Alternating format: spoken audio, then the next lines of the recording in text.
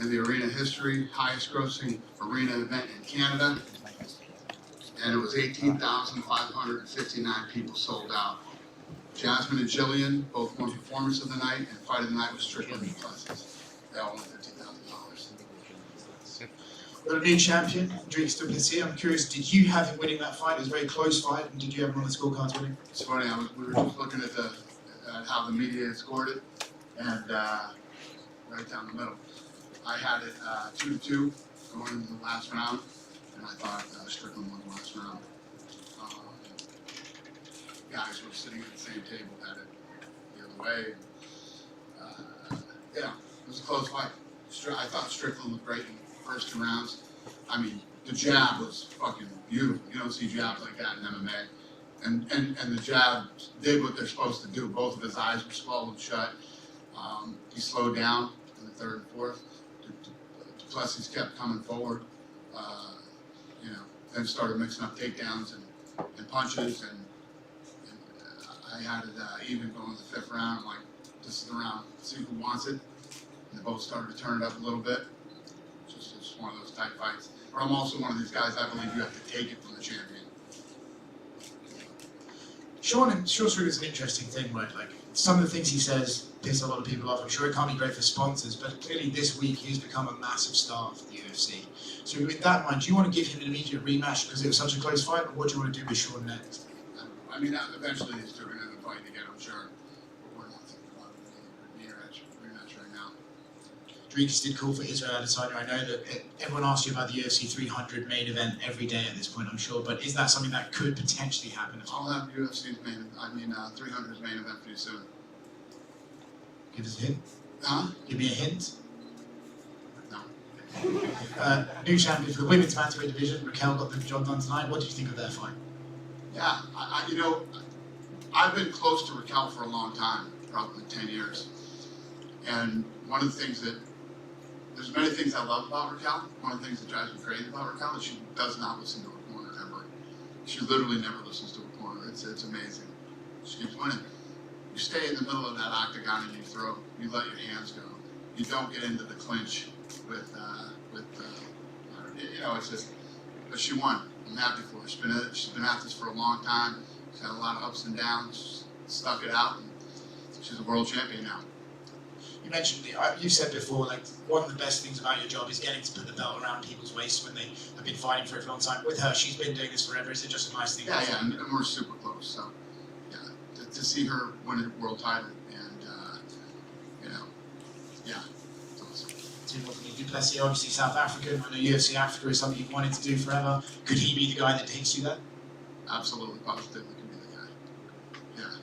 The last one outside tonight's event, there was reports that the Saudi event's been pushed back to June. I'm curious if that's true. And what about the reports where it's because of a disagreement over the card? Total bullshit. That's a straight out fucking lie. I don't know who started it or how it started, but not one fight was announced to Saudi. Not one fight was announced to me. I called and asked to push the card back because we had a couple of guys that we want on the card, and they weren't ready. So, listen, you know how we are. We want to deliver. If we're going to Saudi Arabia at the level that these guys do things, and it's a fight night, we want to make it the best fight night we've ever done.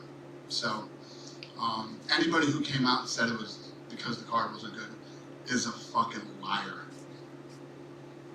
Right.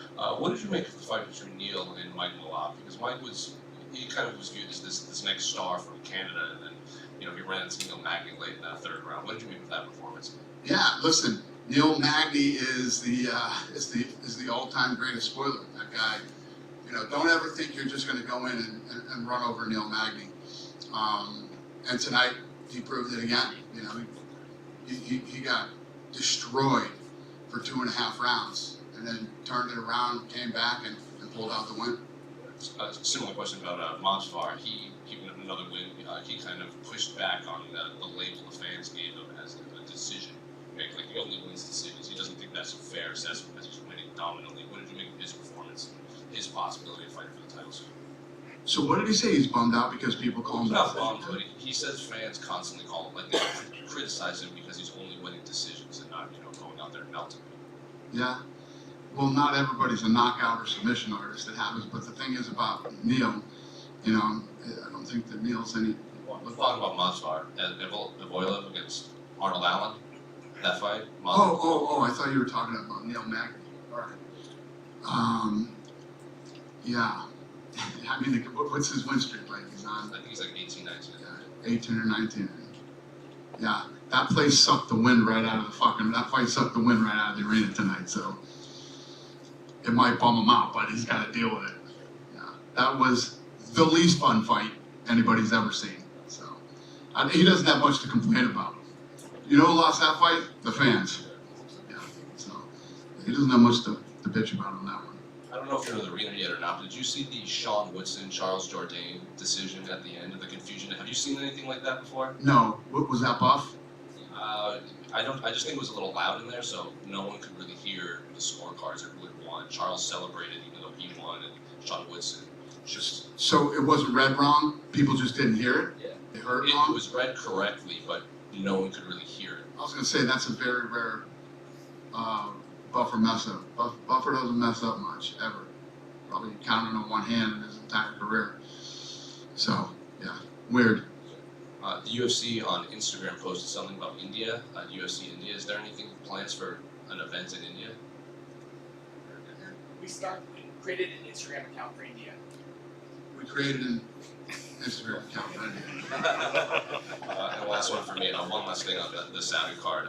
The people that were putting on that show said that they had requested Conor headline that card. Is that even a possibility? Dana, over here.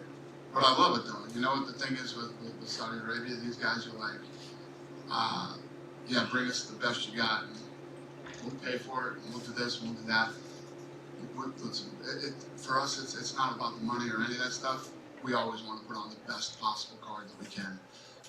You know, we've been that way since day one. And when you go into a place like Saudi Arabia that does it at a level that they do it, we want to deliver it. Dana, just your thoughts on Jasmine Jasvidius on the undercard. She had to fight up a weight class after her opponent it seemed like she couldn't make the weight, and she goes up there and gets a really dominant performance, a big strike differential. Just what did you think of the way she handled things this week and going up there and getting the win? Yeah, so I talked to her after the fight, and she was like, I'm still pissed off about this whole thing, and you know, she comes in overweight, she does this and that. Yeah, I mean, what was the strike? It was like 288 to 4. Yeah, it's a pretty good performance. Yeah. It looked like once again Toronto really, showing up here for the card the whole week. You know, everyone was buzzing. You heard the crowd here tonight. Any update on any potential Canadian dates for the rest of the year? Canada has been very good to us for many, many years. I love this place, and yes, the answer is yes. We'll be coming up here from Toronto to Vancouver. We're going to cover the entire country and get back to, you know, business as usual as it was back in the day with Canadian fights. Is it possible you could go back to Vancouver again this year? You've gone there a lot, since COVID, and it seems like it's always a good crowd and a good turnout. Yeah, I mean, I could see us going all over the country, not just Vancouver and Toronto. And just one more thing on the undercard. Jimmy Flick got a pretty big win here tonight. His opponent missed weight, gets the win. His contract is run up. Is he someone you're looking to maybe re-sign it for the flyweight division? Absolutely. Dana, if I could get over here. Sean Strickland, the story of the week, maybe the story of the last year, 14 months. There was a bit of a scuffle earlier this week, some comments he made, some offensive comments, caused some public backlash, but I know you're not in the policy of policing your fighter's speech, but was there any discussion with UFC, ESPN, Bud Light, any sponsors about like how to kind of handle this situation? Zero. At the same time, from the people in Toronto, from the fans, he receives maybe one of the loudest reactions I've ever seen live. It was almost like Conor McGregor-esque. What's your impression of his star power right now? Like, does he always have to be fighting in front of crowds now? Can he still go to the UFC Apex? How do you view his drawing power? Yeah, obviously, I mean, you heard the gate and all that stuff. That's a combination of UFC coming back to Canada and the main event. Well, yeah, I mean, he can fight anywhere. I mean, any of these guys can fight anywhere. Sean Strickland was never not an issue that we thought he couldn't draw anywhere, or we don't ever really think like that. We put on the best cards that we possibly can, and you roll into a city and we do all the bells and whistles, and we hope that the fighters do their job and deliver. Did you get the sense from this week though that he's one of your top guys now? Yeah, he's a star for sure, and I think now the way that this stuff works is now, Dreykus wins tonight, wins the title, and I've been talking about Africa, and maybe we start looking at South Africa, we start looking at arenas, and possibly doing a fight down there this year. Yeah, by the end, the crowd was going bananas for both guys. It was an amazing reaction. Just last one. Unfortunately for us Canadians, we had 9 Canadians fight, only 2 won. 0 for 7 for the guys. What's your impression of that? The return to Toronto, to Ontario. How are you kind of feeling about that? Just compared to Vancouver, where all the Canadians won. How was the energy kind of different? I did a scrum yesterday with the media before the weigh-ins, and this is exactly what I said. Come in, to a big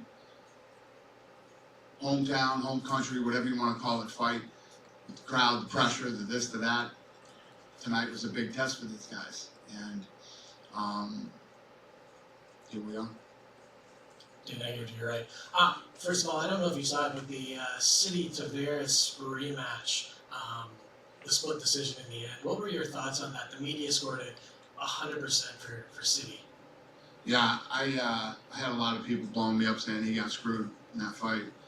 I don't know. I don't really have an opinion on it. I didn't score it. I didn't watch it closely enough to have an opinion. But you're not the first one to tell me that. Considering it started in the Contender Series and they're 1-1, could you envision a point where they maybe finish that trilogy? What's the question? They started out on the Right. Contender Series, right? So they're 1-1 Right. now. Would you consider doing a third fight for them now? And this was the one that we were supposed to squash the whole controversy. Yeah, that didn't work out too well. I don't know. We'll see what happens. And I know you kind of answered this somewhat, but when the trash talk between Sean and Dreykus got a little dark there with the child abuse and then the brawl at 296, did you ever consider going to those guys and saying, hey, this might be the one time you need to tone it down? This might be the one time you need to what? Tone it down, the trash talk. I don't tell anybody to do anything. I don't try to control any other human beings in any way, shape, or form. Do it this way. I say it all the time. We're in the fight business, and if you get your feelings hurt that bad, you probably shouldn't ask the type of questions when you know the answer you're going to get from Strickland. Let's start there.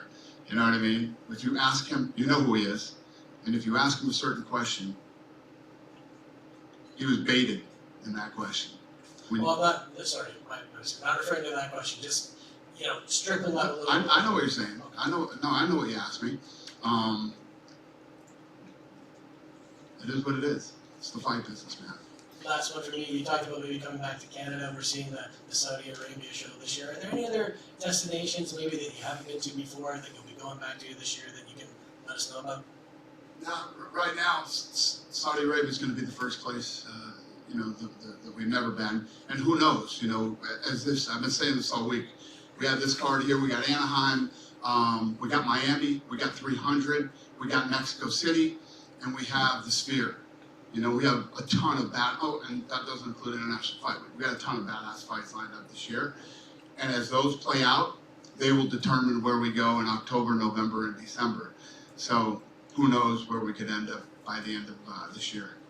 Thanks, Dan. Yep. Dana over here. Yep. Raquel Pennington was saying kind of all week that this fight was originally supposed to be her and Juliana Pena, and we know Juliana was injured. She called her out in the cage saying this is the fight she's won since the Ultimate Fighter 10 years ago. Is it a pretty safe bet if Juliana gets healthy, that's the direction to go for her first title defense? Yeah, could happen, yeah. I mean, I'm sitting right here now, I don't know what Juliana's situation is, but yeah, I mean, they're eventually going to fight.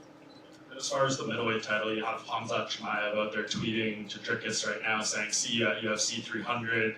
Drickus versus Adesanya is a huge fight too. What is going to be the process you guys take in figuring out what Drickus' next title defense will be? Because those are obviously both huge fights. We'll figure this out Tuesday. We'll probably announce it next week.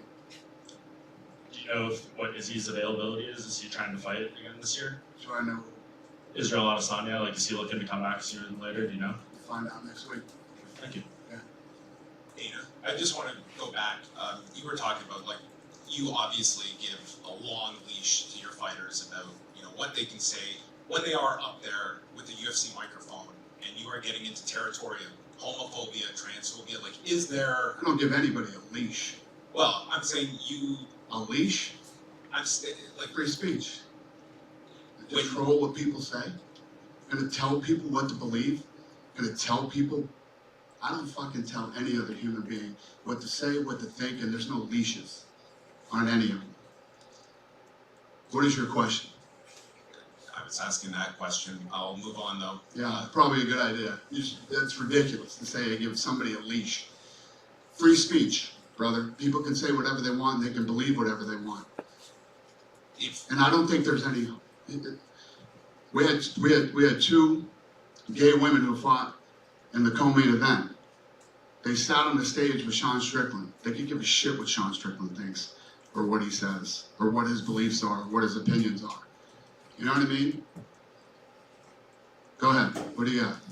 I want to go back as well. A number of months ago, you spoke with Sports Business Journal about that you were going to be sitting down with Jimmy Pitaro and talking about the future at ESPN beyond 2025. That was several months ago. At this point, are you still in the midst of like early negotiations, and are you envisioning post 2025 and ESPN being a big part of those? Yeah, our deal is coming up, and yeah, I believe that talks will begin here with ESPN within the next 3 or 4 months. And my last question, just because Mark Shapiro's talked a bit about the idea of these kind of super weekends with WWE going to a site one night at WWE event, another night at UFC event. Do you think that that type of thing works? And do you think that there are strategic ways to cross-promote between the two when there are distinct audiences as well that come with these products? Could not agree with you more. I don't think, what I think is, if you take a city, I don't know, let's take a city like New York, Los Angeles, and any of the major cities, and you have both events the same weekend, right? I think you're gonna bring in a lot of people that aren't the same people. And I think it would be very big for some of these major cities. I think it's a, you know, what you're looking for is an economic impact. You want hotels to be sold out, you want restaurants to be filled, you want people out shopping and hanging out. And yeah, I think that the WWE, the UFC, and a lot of other of our properties could definitely do that. Would those likely be international destinations, or? I think they could be anywhere. I think they could be international. I think they could be in the United States. We could literally do that anywhere. We both have, between us and the UFC, we both have pretty big followings, and I agree with you that they're not the same fan base. Thanks. Yep. Meeting right here. You watched some local Canadian MMA last night at the Unified event, and from all accounts, it was a strong card. But however, in light of a rough night for Canadians in the UFC tonight, what do you think needs to happen for for Canada to get another title contender? Is there anything we can win with? No, I think first of all, that show that I went to last night, I love the venue. I mean, we're driving in all these back alleys and shit, and I'm like, what is this, Fight Club we're going to here? Then we got to the destination and went inside. It was incredible. It's an incredible venue. And the promoters of that event were all class, and it was a really good setup there for looking for a fight. And I think that if Canada continues throughout the country to have promotions like that give these guys opportunities to get out there and get some wins, like that kid Mo, that fought. Like all I heard about the week leading up to this thing was this kid Mo. He's 23 years old and he's 3-0. I get it. You're excited. You got a kid that looks like he's got, but that kid, he needs time. I told him last night, don't listen to anybody telling you, take your time. You're 23, you got nothing but time, and we'll see what this kid's got in another, a year or so. Probably have 3 or 4 more fights, and if he's 7-0 and continues to do this, then yeah. But it's about having these smaller promotions in this country and putting on fights as many times as they can a year. I think a lot of people were looking at welterweight Mike Malott as kind of the front runner of this new wave of Canadians coming in MMA and the UFC. Obviously, he was very close to cracking into the top 50 tonight, but falls short. Just a few seconds left. Do you think Mike Malott can still bounce back and become a star, or somewhat of a star at 170? Of course. Tonight was a big test for him, and I knew that coming in because everybody was talking about Mike this week too. And I said, we're going to find out on Saturday. This is his first big test. He's going to walk into a sold-out arena in his home country. There's a different type of pressure that goes on, and mentally and emotionally, it's completely different, and it weighs on you physically when you get in there. He looked incredible until the last minute of the fight. And unfortunately, that's how it turned out for him. But he'll learn from this, he'll grow from this, and we'll see where he goes. But this doesn't mean he can't be a star in Canada. There's obviously a lot of talk about Hamza Chimaev potentially being next in line for a middleweight title shot. He posted some concerning health updates on social media a few weeks ago.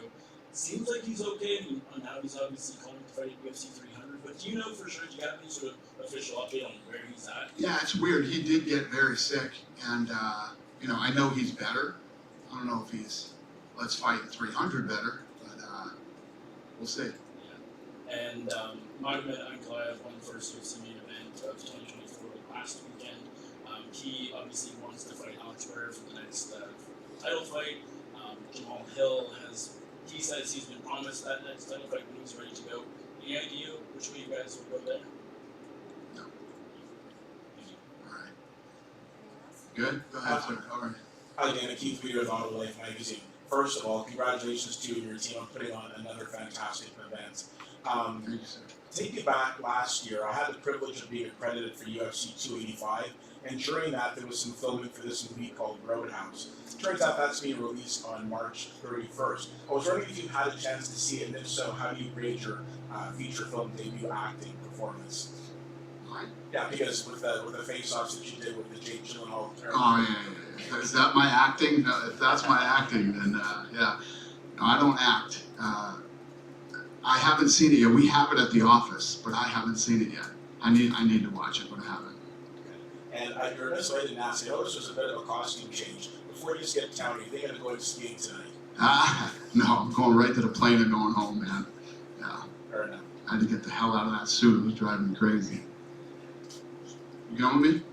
Just one real quick, actually, Dana. Yeah. Since on the topic of Roadhouse, that leads to Conor McGregor. Can you clarify what's going on with him? Because he announced that he's fighting June 29th. Obviously, nothing official has come from the UFC. Is that what you guys are leaning towards? I know you made some comments this week too in an interview, I think with Sportsnet, and maybe it was taken a little bit out of context in terms of like the clarity. So where do things stand with Conor right now? Is he fighting in June? No. If when Conor is ready to fight, we'll announce it. That's what we do. June is a possibility, though? I don't know. Good? Hey, Dana, What's up, buddy? I just want to say thank you so much for coming to Toronto. I really love you, man. I really appreciate it. Thank you, buddy. Yeah. Thanks for coming. Thanks, man. Have a good night. Love you. Thank you.